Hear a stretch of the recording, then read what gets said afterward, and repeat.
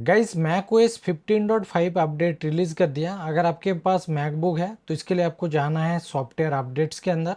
इसका साइज है 2.98 GB और इसको अपडेट करने के लिए तकरीबन 20 मिनट्स टाइम लगेगा। सबसे पहले इसका जो बिल्ड नंबर वो चेक कर लेते हैं। तो 15.4.1 का जो बिल्ड नंबर 24E263, तो अभी चल रहे 15.4.1 और लेटेस्ट सॉफ्टवेयर के लिए आपको सॉफ्टवेयर अपडेट्स के अंदर जाना है 15.5। तो सबसे पहले इसको अपडेट करना है। अगर आप चाहते हैं जो नाइट भर अपडेट हो तो अपडेट टू नाइट पे रख सकते हैं, नहीं तो आप अपडेट नाउ। लेकिन सबसे जो बेस्ट है अपडेट नाउ, 20 मिनट्स के अंदर अपडेट हो जाएगा। तो इधर आपको जो इसका एग्रीमेंट सारे डिटेल्स बताएगा, आपको एग्री करना है और जो आपका पासकोड इंटर करना है। इसके बाद इसके अंदर नए फीचर नए चेंजेस क्या है सारे डिटेल्स इस वीडियो के अंदर चेक करेंगे। तो मैकओएस 15.5 अपडेट के बाद सबसे पहला जो फीचर है मेल के अंदर, आप मेल के अंदर आप स्विच कर सकते हैं। प्राइमरी के ऊपर क्लिक करके आप ऑल मेल और प्राइमरी, इसके ऊपर काफ़ी सारे ऑप्शन है, ट्रांजेक्शन है, अपडेट्स है, प्रमोशन, तो सारे डिटेल्स इधर ही से होगा। और इसके अंदर एक जो फीचर एप्पल ने ऐड किया है, थ्री डॉट के ऊपर क्लिक करने के बाद शो कॉन्टैक्ट फोटो। आप शो कॉन्टैक्ट फोटो आप सिलेक्ट करने के बाद किसी भी रैंडम मेल अगर आता है तो उस वेबसाइट का जो लोगो है उसके साथ वो ऐड हो जाएगा। मतलब जैसे एप्पल है तो एप्पल का लोगो ऐड हो गया, तो किसी भी पर्टिकुलर एक मेल आता है वेबसाइट से तो उसका लोगो ऐड हो जाएगा। जैसे आईफोन के अंदर कॉन्टैक्ट फोटो है तो ये कॉन्टैक्ट फोटो वाला ही फीचर है, मेल के अंदर भी एप्पल ने ऐड कर दिया। और इसके बाद सफारी अपडेट भी किया है एप्पल ने। तो इसके लिए आपको जाना है सफारी के अंदर, अबाउट सफारी। अब अबाउट सफारी के अंदर इसका जो लेटेस्ट बिल्ड नंबर, ये नया इसका बिल्ड नंबर है। तो ये आईफोन के अंदर भी अपडेट हो गया और मैक ओएस के अंदर भी, ताकि जब आप कोई भी वेबसाइट यूज़ करेंगे तो आपका डिवाइस सेफ एंड सिक्योर रहे। और सिक्योरिटी अपडेट्स भी किया है और इसके अंदर जो है मेंशन किया, जैसे iOS 18, iPadOS 18, macOS 15, watchOS 11.5 और visionOS 2.5।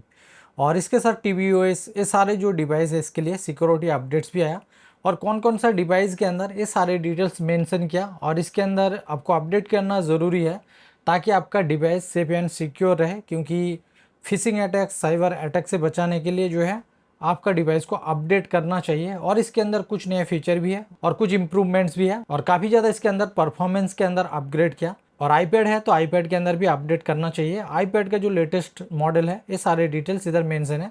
तो इसका जो रिलीज नोट आप चेक कर सकते हैं, इसका जो लिंक मैं डिस्क्रिप्शन में ऐड कर दूंगा। और स्क्रीन टाइम के अंदर बग था एक, उसे भी एप्पल ने फिक्स किया। इसके लिए आपको सिस्टम सर्विस के अंदर आना है। जितने भी आपका एप्लीकेशन यूज होता है तो उसका नोटिफिकेशन नहीं आ रहा, तो इसके लिए मैकओएस 15.5 को अपडेट करना है। आप नोटिफिकेशन के अंदर देखेंगे जितने भी एप्लीकेशन आपका यूज़ कर रहे हैं सारे डिटेल्स हो रहे हैं। अब तो फाइनली नोटिफिकेशन आने की चांसेस पूरी है क्योंकि इसको एप्पल ने फिक्स कर दिया। इसके बाद कुछ और दो तीन फीचर्स भी एप्पल ने ऐड किया है। पहला जो है आपके होम के अंदर वो है विजिट। अब विजिट के अंदर जैसे आप जाएंगे तो आपको होम सर्च करना है। होम के अंदर आपको नए विजेट देखने मिलता है एक्सेसरीज। अब एक्सेसरीज आपके पास अगर है तो आप विजेट ऐड करने के बाद ये शो होगा आपकी स्क्रीन के ऊपर। और जैसे रोबोट वैक्यूम क्लीनर है और दूसरा सारे एक्सेसरीज है तो ये सारी चीज़ शो होगा। नेक्स्ट आपका सिस्टम सेटिंग्स के अंदर एप्पल केयर वारंटी। अब एप्पल केयर वारंटी ये कुछ नया फीचर नहीं है, पुराना ही है, लेकिन इसके अंदर एप्पल ने अपग्रेड किया। तो फर्स्ट टाइम जब ओपन करेंगे थोड़ा सा टाइम ले सकता है। इसके बाद जितने भी सारे आपका डिवाइस है, कौन सा वारंटी में है, कौन सा एक्सपायर हो गया, ये सारे डिटेल्स होगा। और इसके ऊपर क्लिक करके आप इसका सारे डिटेल्स चेक कर सकते हैं। इसका सीरियल नंबर, कौन सा डेट आपने बाय किया था, और गेट सपोर्ट का भी ऑप्शन मिल जाएगा। तो उसके ऊपर क्लिक करके बाकी डिटेल्स भी आप चेक कर सकते हैं। और एप्पल इंटेलिजेंस अगर आप यूज़ नहीं करना चाहते हैं तो डिफ़ॉल्ट इसको रख सकते हैं। तो इसके लिए आपको सिस्टम सेटिंग्स के अंदर आना है, एप्पल इंटेलिजेंस सीरी। तो आपको आके इधर क्या करना है, ऑफ करना है। एप्पल इंटेलिजेंस ऑफ करने के बाद पुराना सीरी लोगो आएगा। तो अगर आपको इरिटेट लग रहे, कुछ यूज़ करने में प्रॉब्लम है, तो आप एप्पल इंटेलिजेंस को ऑफ कर सकते हैं। ये 15.4 से जो है डिफ़ॉल्ट का ऑप्शन दे दिया। इसके बाद ऑफ करने के बाद नॉर्मल यूज़ कर सकते हैं अगर एप्पल इंटेलिजेंस के अंदर आपको प्रॉब्लम आता है। और एक बग्स था एप्पल ने फिक्स किया इस अपडेट के अंदर, कैलिब्रेट डिस्प्ले के अंदर। आप कैलिब्रेट डिस्प्ले के लिए आपको जाना है डिस्प्ले के अंदर। इधर एप्पल HDR डिस्प्ले है, इसके ऊपर क्लिक करना है। टॉप डाउन में कैलिब्रेट डिस्प्ले, ये 15.4.1 के अंदर कभी कभी शो नहीं हो रहा था, तो अभी जो है फिलहाल इसको एप्पल ने फिक्स कर दिया। तो उम्मीद है इस अपडेट के बाद ये फिक्स हो जाएगा, तो इसको आप यूज कर सकते हैं। और सिक्योरिटी अपडेट्स के अंदर 15.5 के अंदर काफ़ी सारे सिक्योरिटी अपडेट्स किया और इसके सारे डिटेल्स ये नीचे हैं, इधर से आप इसको रीड कर सकते हैं। वेब किट के अंदर भी जो कुछ इशू था एप्पल ने फिक्स कर दिया, नोटिफिकेशन सेंटर और काफ़ी सारे जो है आप इसको चेक कर सकते हैं। लिंक मैं इसका ऐड कर दूंगा डिस्क्रिप्शन में। और फाइनली इसका जो स्टोरेज बग, इसे एक बार चेक करते हैं। किसी किसी यूजर्स को जो है पिछले अपडेट के अंदर स्टोरेज बग देखने मिल रहा था, तो स्टोरेज के अंदर आया। अब इसके अंदर जो मैं एप्लीकेशन यूज़ कर रहा हूँ इसका डिटेल्स ही बता रहा है। जैसे डॉक्यूमेंट्स अगर देखेंगे तो 500 GB, अगर एप्लीकेशन है ये है 25 GB। बाकी मेल वगैरह छोटे मोटे साइज़ है। फ़ोटो के अंदर 50 GB है। और मैक ओएस का जो साइज़ है 21.56 GB। तो इसका जो साइज़ एप्पल इंटेलिजेंस के साथ आता है इंक्लूडिंग।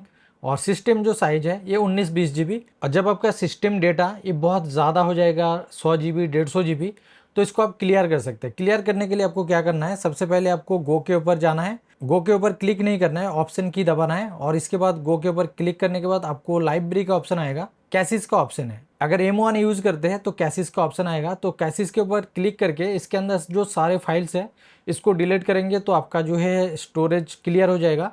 और इसके नीचे कंटेनर्स का ऑप्शन है, ये कंटेनर्स, इसको भी डबल क्लिक करने के बाद जो आपका फाइल्स होगा इसको क्लियर करने के बाद जो सिस्टम डेटा के अंदर स्टोरेज फुल करके रखा ये क्लियर हो जाता है। तो इसलिए आपको महीने में नहीं तो 6 महीने में तो एक बार करना चाहिए। मैं अपडेट से पहले कुछ लैग देखने मिल रहा था, तो मैंने इसको क्लियर करके अपडेट किया तो कल लगभग 0 हो गया था। फिर जब मैं इसको यूज़ कर रहा हूँ तो ये मतलब 20 GB हो गया। तो ये फ्लैक्चुएट होते रहता है, इससे कोई डरने वाली बात नहीं है।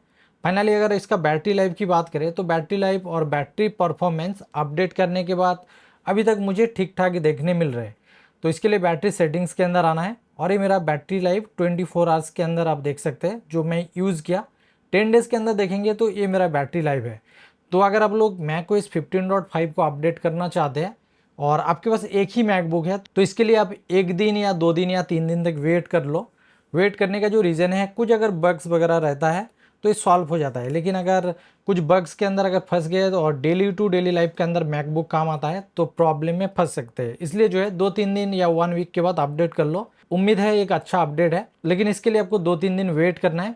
इसके बाद अपडेट करेंगे तो लगभग आपको सेम ही देखने मिल जाएगा। बाकी ओवरहीटिंग वगैरह नहीं है, बैटरी परफॉर्मेंस भी अच्छा देखने मिल रहा है। तो मैकओएस 15.5 के अंदर ये कुछ फीचर था और इम्प्रूवमेंट्स था जो इस वीडियो के अंदर एक्सप्लेन किया। वीडियो अगर आपके लिए यूजफुल लगा है तो लाइक शेयर और सब्सक्राइब कर सकते हैं। इसके साथ बेल का नोटिफिकेशन भी ऑल पे रख देना ताकि जब मेरा वीडियो है इसका नोटिफिकेशन आप लोग तक पहुंचे। और एक नई वीडियो के साथ दोबारा आप लोगों से मिलेंगे। Good bye.